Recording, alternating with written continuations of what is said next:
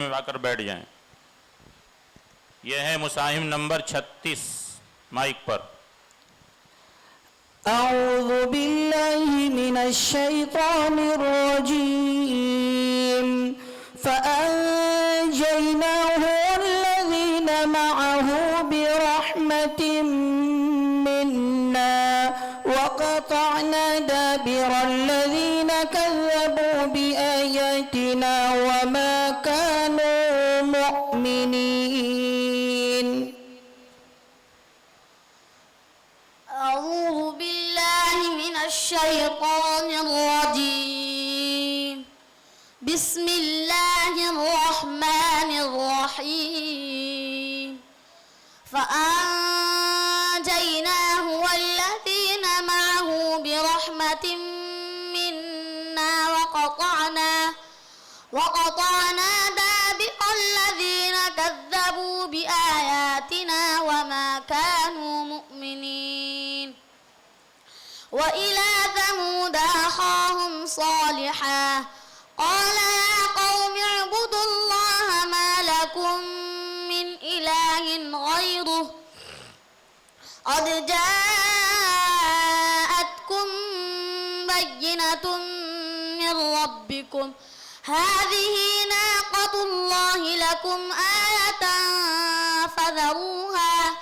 فذروها تأكل في أرض الله ولا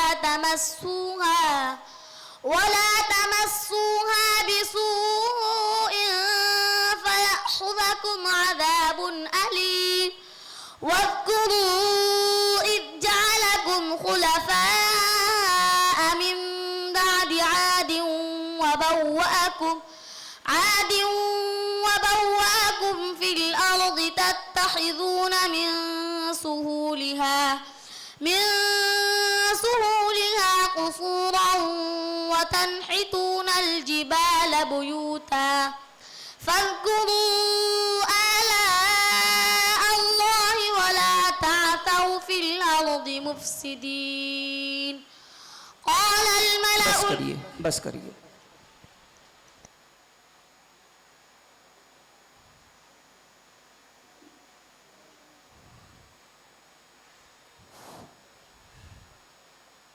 أعوذ بالله من الشيطان الرجيم.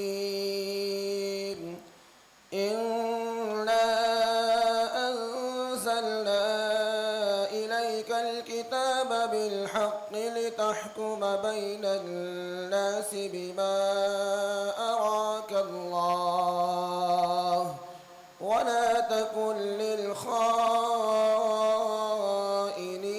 خصيما. أعوذ بالله من الشيطان الرجيم.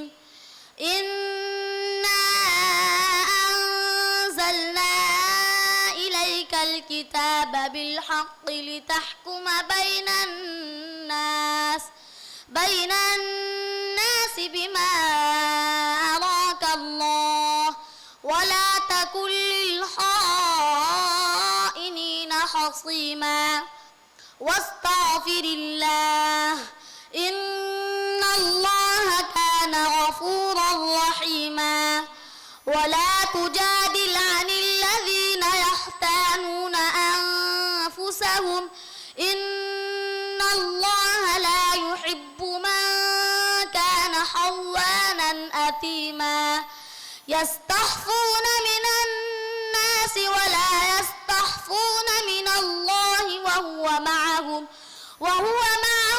إذ يبيتون ما لا يرضى من القول وكان الله بما يعملون محيطا.